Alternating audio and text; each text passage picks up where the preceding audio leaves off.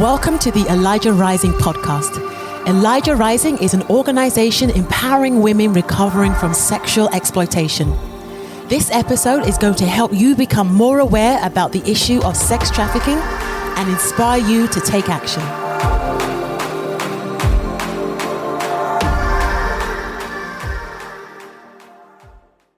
Hey everyone, welcome to the Elijah Rising podcast. My name is David and I have a very special guest on the episode today. Her name is Grace Birch, and I've known Grace for several years. Grace has been a faithful volunteer with Elijah Rising, and she's been involved primarily in our interventions. Yeah. And so why don't you share a little bit about maybe your background. What do you do? Because, you have a whole other life outside of volunteering with Elijah Rising. Yeah. It's easy to get caught up in compartmentalization, right? We only see somebody in a certain way.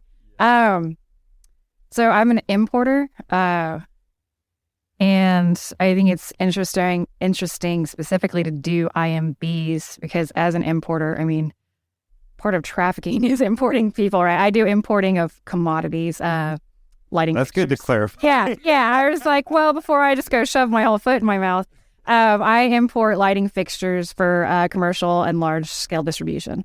And so it's just really interesting for me to see just movement of products on an industrial level, right? And then doing this ministry, you're like, okay, now we're looking at the movement of people in a not great way. Like this is just not a God-filled way, and definitely it's not like the way people want to move, right? Yeah. So there's an overlap there because it focuses your mind onto movement, just the idea of movement, right? And so you kind of have a bird's eye view of like geographical locations and focusing on certain areas. And actually, some of the places these women come from are areas that I'm either my background from my mom's side.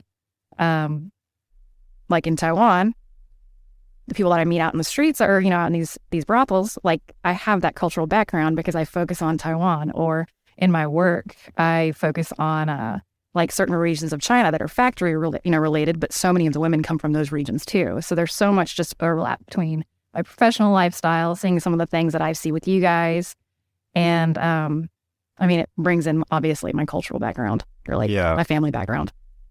Yeah, and I got connected with Grace. Well, I've known you, but then we got kind of working on a bigger level when I had this, I guess it was maybe last year, and we did 21 days of prayer and fasting. Yeah. And this researcher reached out to me that was an expert in Korean trafficking.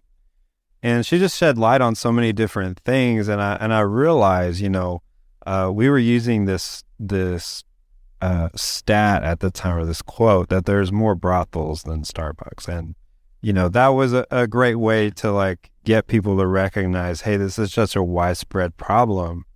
But what kind of irked me a little bit was that we weren't communicating that primarily in these brothels that that research was referring to is primarily Asian women. And I was like, well, how do we reach them? Because, we had been doing outreaches, but we didn't have native speakers. We didn't have people that understood the culture. I had never really gathered with different people in the Asian community from Chinese, Korean, and now I know there's first generation, second generation, all of those dynamics that we weren't taking into consideration. That once I was educated about that and everyone kind of came to the table, it was enlightening for us. And I feel like that was really when you felt, or I don't know, maybe was this when you felt like, man, I really have a place to address this specific area? I love that you're willing to give me that credit. I love, and what I'll say to this effect,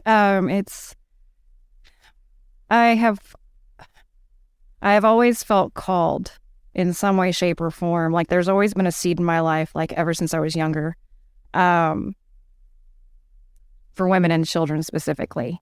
And just to kind of roll back probably a little bit deeper, it might give some understanding.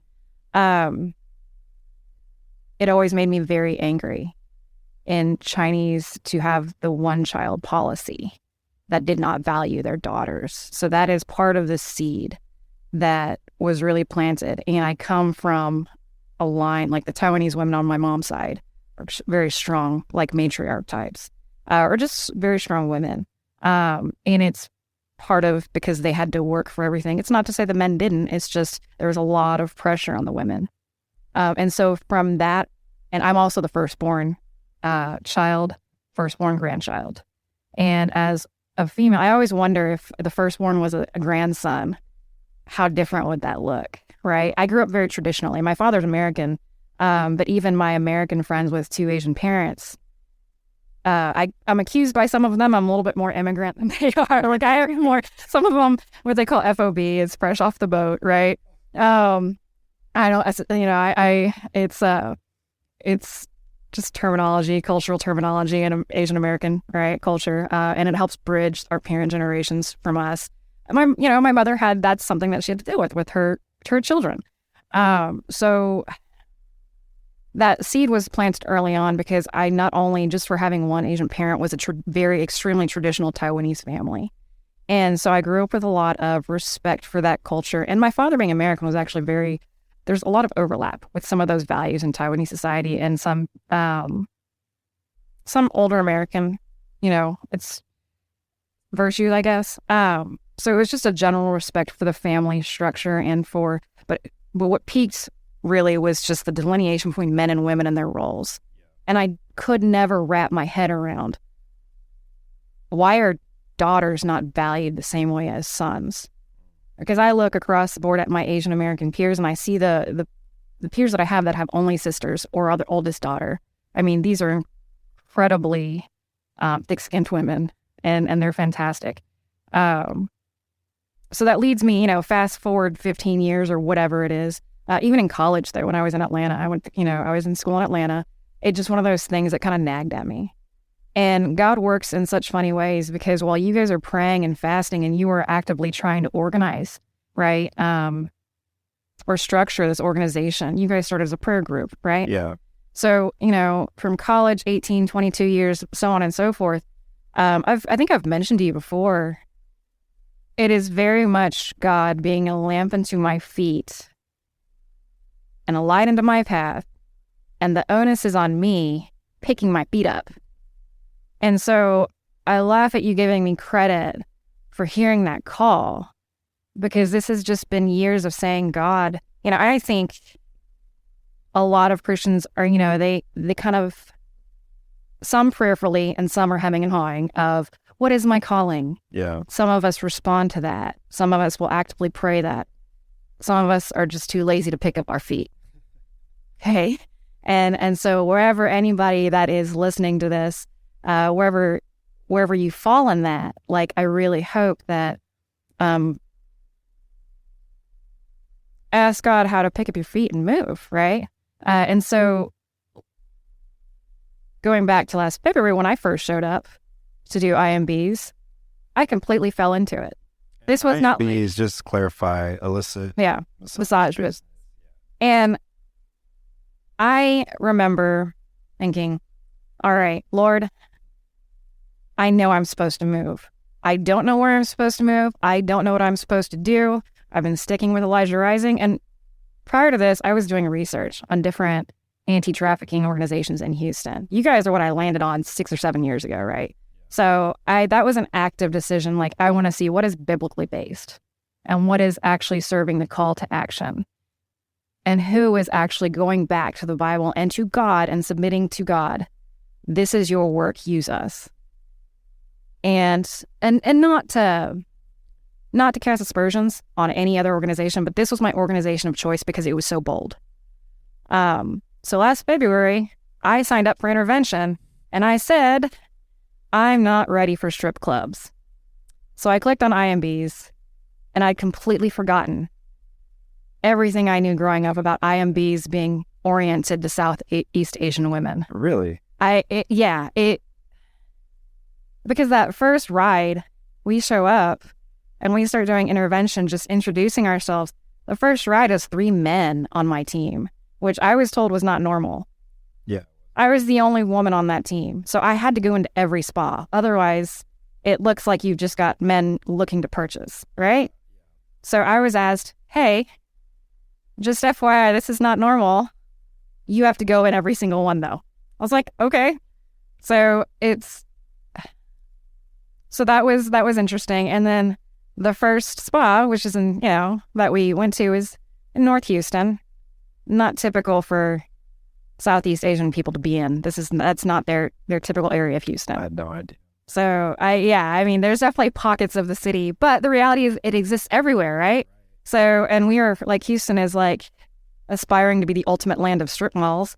So we have, right? Like, so you're gonna have the opportunity for those spas to open up anywhere in the city. I'd never expected to find one right where we were.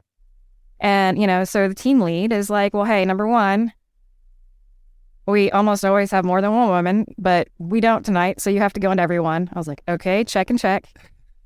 And number two, we walk in, and I'm like, oh, she only speaks Mandarin.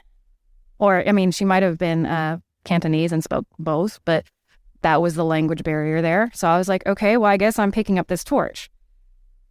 And team lead walks out, and his first response is, you didn't tell me he spoke Mandarin. I was like, I didn't think I needed to tell people. Well, I didn't realize that this was part of I didn't know that this was a requisite. And so when I say I fell into it, I really want to glorify God here. Because so much of it is just... Yeah, because he really led you into that moment. You had no idea. David, the number of times in my life, and maybe this is how God serves in my life, or God blesses me in my life, is I don't necessarily always want to know the details of the situation, right? And maybe that is part of my natural personality, but it doesn't, because I like to orchestrate, I like to plan as a business owner. Like it's one of those things that becomes imperative that you do. And sometimes planning, what does it say about planning in the Bible, right? Like, we can plan our steps, but God's going to guide us. And so I would much, much rather God guide me in spite of my plans or not plans, right? So obviously we prepare and we pray and we do what we need to do. But that is the, long-winded answer of this is how I got into this, right? This was I planning on getting to IMBs? No. Yeah. And to me, it still blows my mind because this was not my plan, right? And you've heard that the my plan versus God's plan from several of us, right? So yeah, I think that's all of our theme is like we had no idea that we'd be here, yet here we are. And we're gonna take just a quick break, but then we're gonna get back and I want you to share a little bit more about what our outreach into the IMBs look like, and maybe how can we better engage, better, I don't know if it's education or a call to action within the Asian community. Okay. Cool. Hey, thank you for listening to the Elijah Rising podcast. If this episode has impacted you in any way, let us know. Go on Facebook, YouTube, Instagram, or go to our website and send us a message. Let us know how these episodes have impacted you. And we provide this podcast and our services of doing outreach into the community and bringing awareness to human trafficking and 24/7 housing. We provide all of this free of charge. And we're only able to do that because people make donations and people support and get behind this work. And so if you want to be a part of that, you can go to elijahrising.org/donate, and giving $10 or $20 a month goes a really long way. And I would encourage you to take that step and join us in the work to end sex trafficking. Welcome back. We're just going to jump right in with Grace. So I've actually been going on the IMB interventions with you. Yeah. So why don't you just share for our listeners who haven't been on an intervention, what is that like? Or maybe share, so the good, the bad.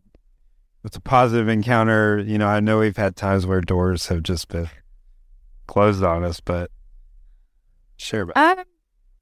Yeah, so I think that's a big question for a lot of people is what is the protocol for this? Or what's the point? Right. So that's, and I love that question. I specifically remember uploading reels just for prayer requests, and it was the first reel on Instagram I've ever done.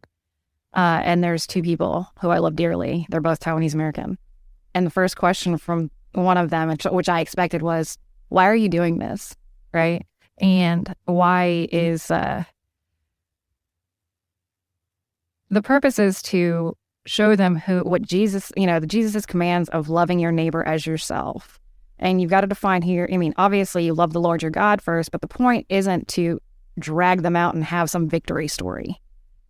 The victory story is for them to find God and to find purpose in their life, for them to understand the value of their life, because they are not a commodity to be had at some price that we establish market-wise, right? And man, I just feel like my work mind just kind of took over for a second. That was powerful. You're not a commodity to be had. And we are living in a culture currently that is accepting by guys and like just lies that it's okay to choose a market price for who you are and that it doesn't break you. And that's a complete fallacy. And to say that that you're going to go unscarred, I mean, you can look at other sex industries, right? Even the quote unquote legal sex industries. Look at Pornhub, and I'm really hoping that they're seeing, the giant is finally coming to a fall. But, there's also the possibilities of these things when they get taken out, they become, you cut off a head, 3 more grow in its place, right? And so in the IMBs, they're just swept more under the rug. They're not as visible. But the purpose is for them to understand their value and what the truthful value is, not what we tell them, but who they are in Christ. And it's not to beat a Bible over their head. So let's be really clear.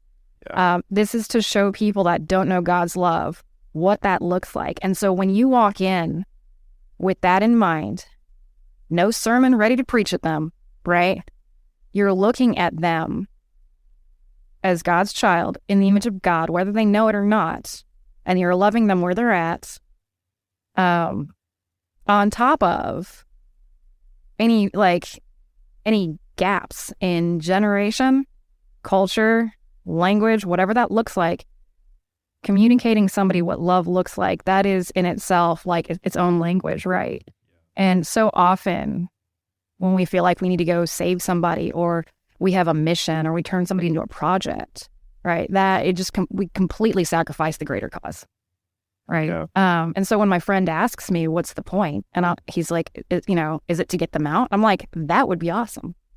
The idea is for them to make the choice to leave, and the choice is like the really big victory is when that choice is predicated in understanding who they are in Christ as a human being. Like, you don't need to be living in brokenness like that.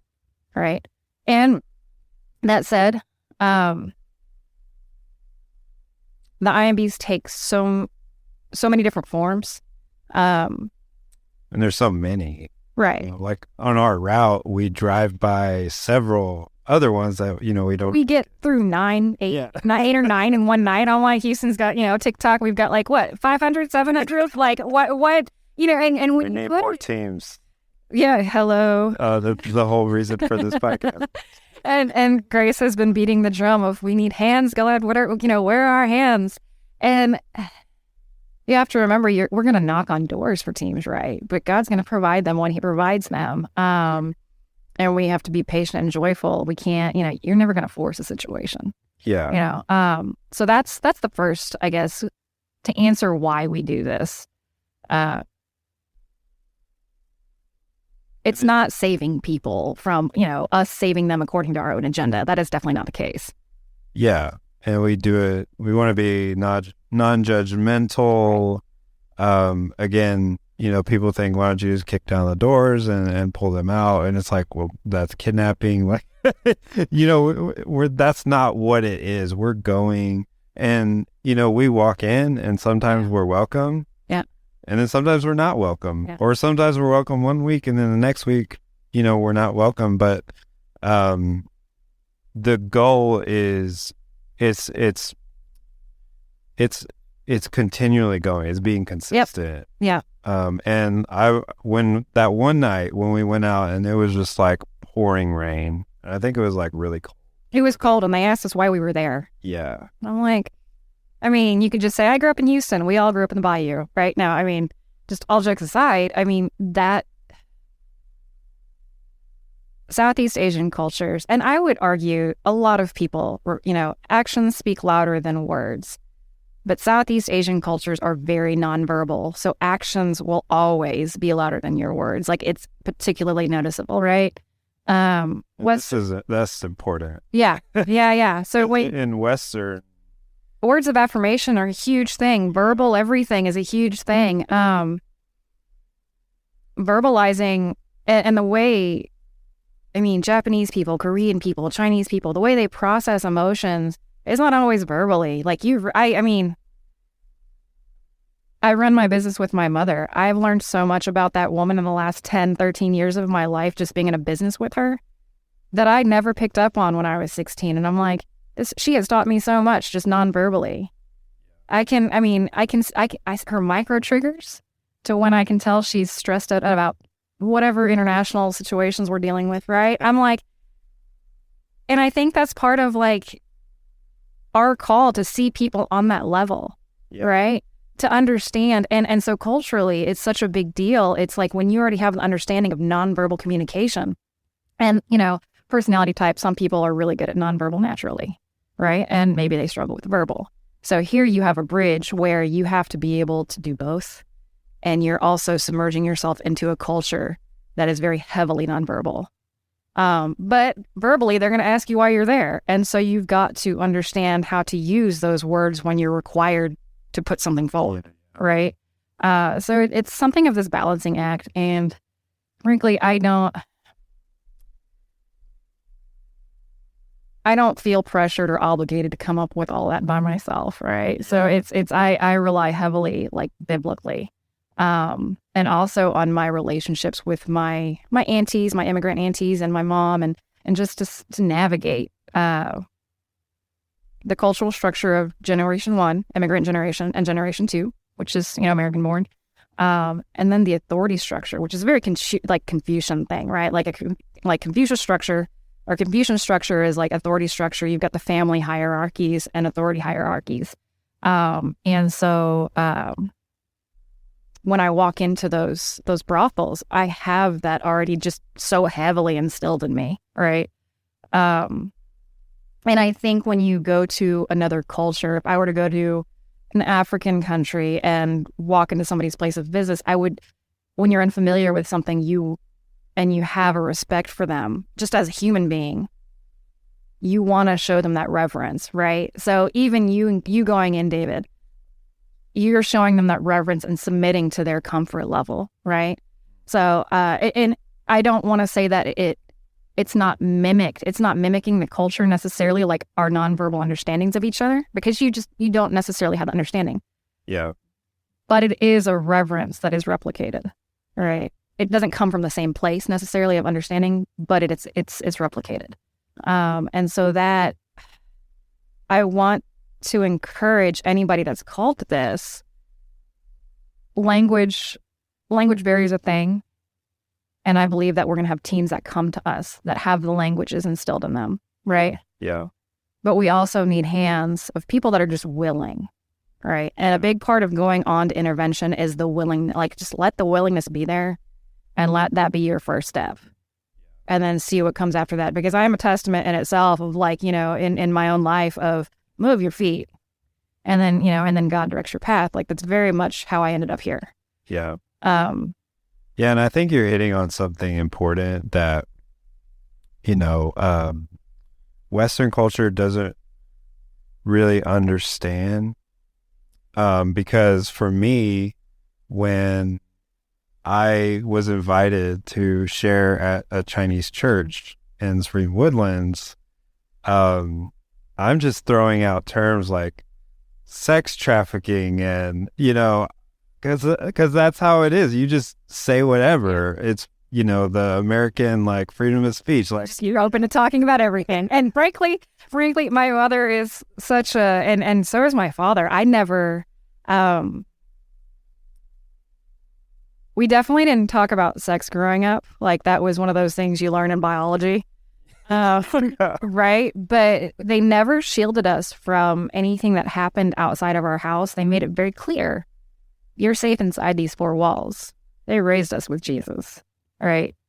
This is what happens outside these four walls. And they didn't like go through the explicit list of all the crimes ever, right? Or like, just hobbies, whatever it is out in the world.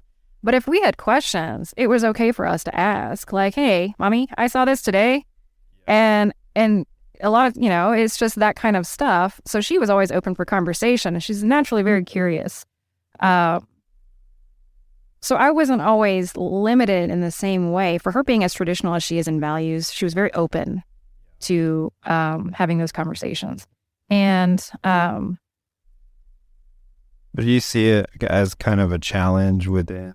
I will say in the community that how I grew up and the community itself is very different.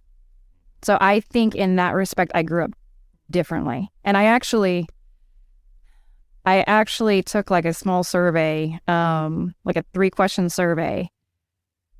Was it Monday or Tuesday night? It was like, no, I think Sunday or Monday night. I asked a few of my questions on social media. I said, hey, it was just, and maybe this is the way I worded it. It didn't attract a ton of attention, but it was like, hey, Asian American friends, mixed heritages included. What is your knowledge of sex trafficking in your community, the community you grew up with, between the migration of your home country and the United States, right? Or the community is aware at all. And I asked them to specify, are you, who was immigrant, who was Gen 1.5 coming here when they were kids or teenagers, which is very different than coming as adults. And then if your communities are aware, did they talk about it? Why or why not? And the few responses I got, the Taiwanese and Chinese, the few people that answered me, and I asked them, you can also private message me, or that their communities were completely unaware. And so obviously, no, they're not talking about it. And then I had a couple of girlfriends private message me and say, hey, yeah, parents definitely made us very aware because one of them, her heritage is in, I guess, a poor Southeast Asian country, where traffickers heavily exploit women if they have the chance, right? And so as young as 5 or 6, even being born in the United States, they're like, hey, their parents would tell them, especially the daughters-only families, steer clear of these people, steer clear of this. Another girlfriend of mine, she was like, yeah, we knew about them. We just didn't talk about them. We were afraid of certain groups of people. And then nothing beyond that, like no specific details given. You don't have names of groups or whatever, anything like that, right? So it's interesting. I think there's a breadth of knowledge and willing to talk about it. The general idea behind not discussing it is because it's a taboo topic overall in culture. And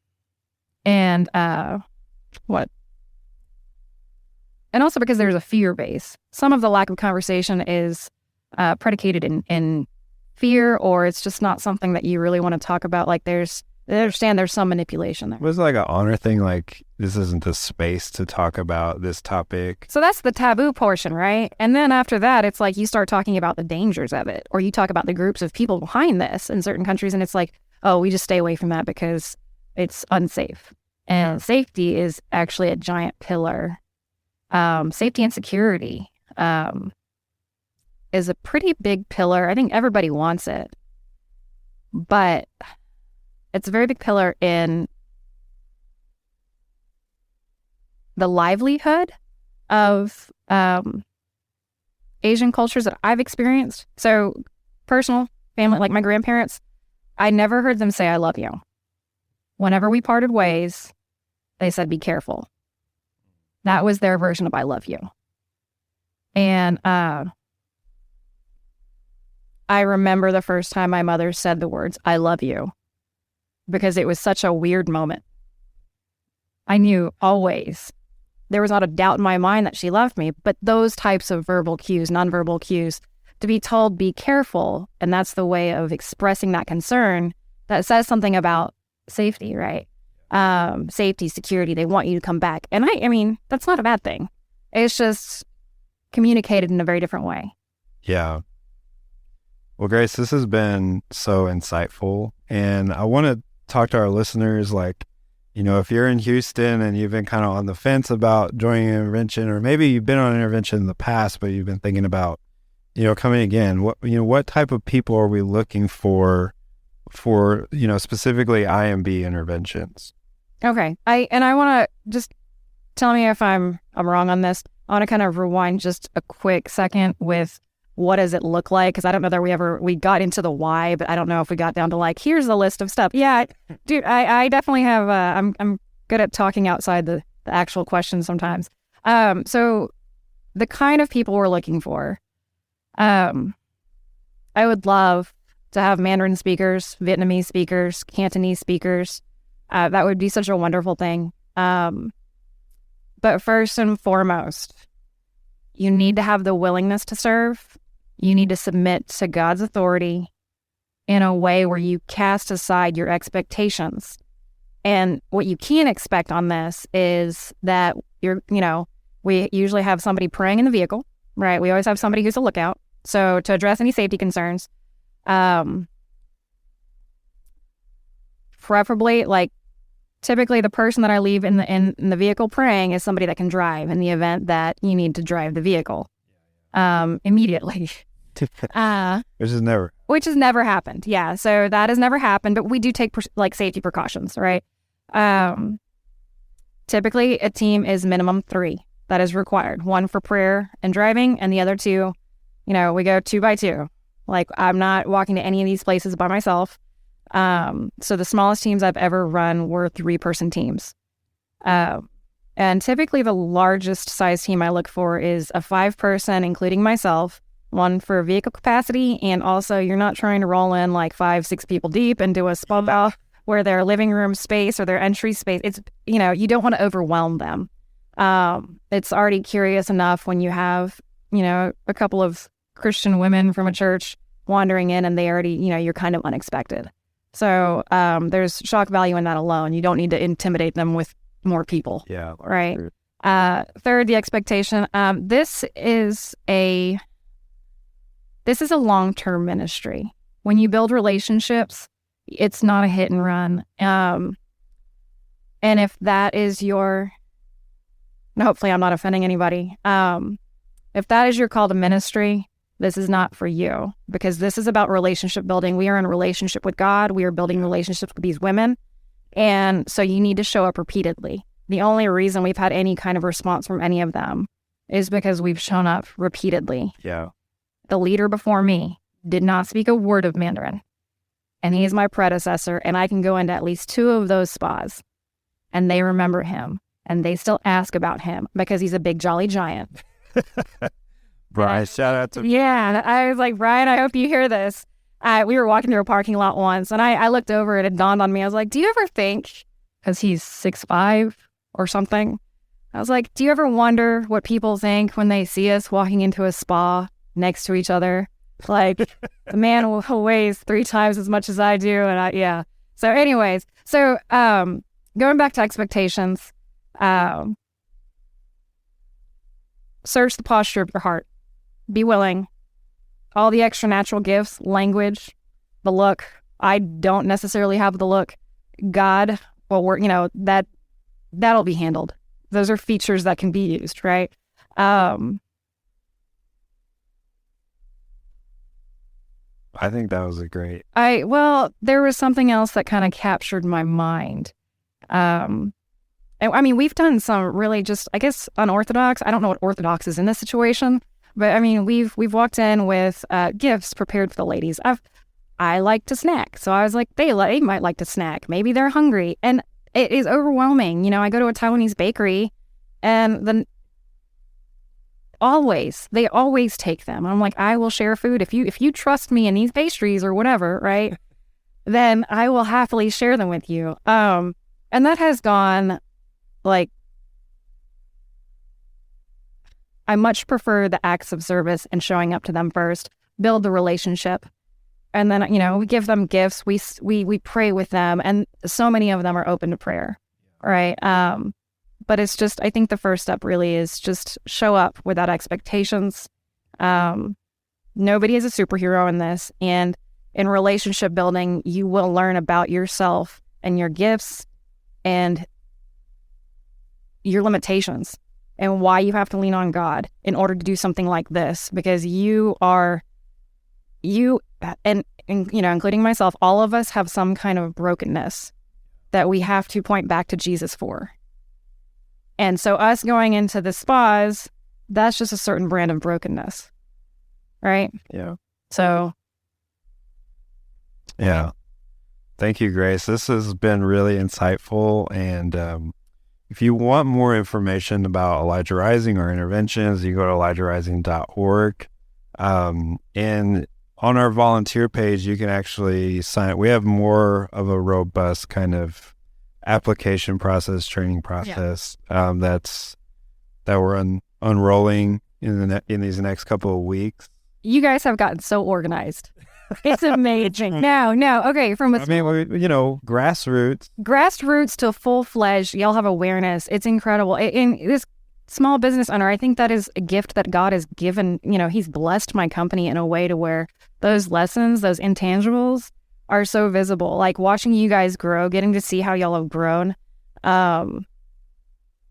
This is still, businesses are an organization. This is a nonprofit organization. There's still a method to the madness, right? Yeah. You do your work and God will bless it. And so the intake forms when we first started volunteering versus, you know, your whole setup now, there's whole teams now, right? Like it's so cool. Yeah. And we purposefully put up some barriers because like Grace was saying, you know, we're looking for long-term commitment, and that's what we want to see in our volunteers. Are you committed? You know, are you willing to walk this out more than, you know, just going one time, because we've found that's just not effective. I remembered what I wanted to say. The last quality that I would actually, and somehow that you talking led me to it, is you are set apart in Christ. And so when you walk in that door to meet these women or men, we have met men, and a lot of times it's somebody that owns the property or manages the women, and they're not as nice. Maybe one day, you know, you're set apart. You need to look like you're set apart. I'm not saying put on a fake face, but the joy of the Lord is your strength. There is joy to be found in this. It is heartbreaking watching these situations, but there is still joy to be found in all of those interactions, in that relationship building and in those bridges. It's so important. Do you in your life look like you are set apart? Do you rely on God's joy? Right. And so I would say that is something for volunteers and teams to really consider. Because we're not out there just dragging our tails between our legs like, okay, here we go. Like, right? Yeah. So, yeah. And that's really how you're sustained. Yes. You know? Yeah. Because you've been doing this for years, and I just want to honor you for sticking with it, you know, through all the different iterations, through COVID, you know, we paused the interventions and we picked them back up, and it's like you were right there engaged, which is, you know, we lost a lot of them. I was kind of creeping on the volunteer page. Yeah, during COVID, I was like, but when do we come back? And, you know, and I was kind of more of the intro generation of volunteer. Like, I wasn't like the heavily steeped in experienced team, right? So it was just like, okay, when is the door going to open back up, right? And it's that level of willingness. Like, you know, volunteers have to be the types of people that are searching for this. Yeah. Well, we're grateful for your commitment, your sacrifice. And I know you don't like us giving you all these accolades, but it's a huge value, not just to our organization, but really to our city. Because when I think about this, there is few people that are going and reaching this demographic in these places. It's so few. And we need more. And so if you're interested, go to elijahrising.org. We'd love to have you join us on a prayer night and just begin to move you into volunteering, if that's what, you know, if that's where God is leading you, or if you feel called in that direction, or if you're, you know, a native speaker, you know, you're valued. We need you. And I believe we're going to begin to see some really incredible breakthroughs I agree. in this area as we're really focusing. But thank you for tuning into this episode. Like, share, subscribe, and we hope you'll catch the next one. Thank you for joining us today for this episode. If you were inspired by this content today, please share, rate, and leave a review.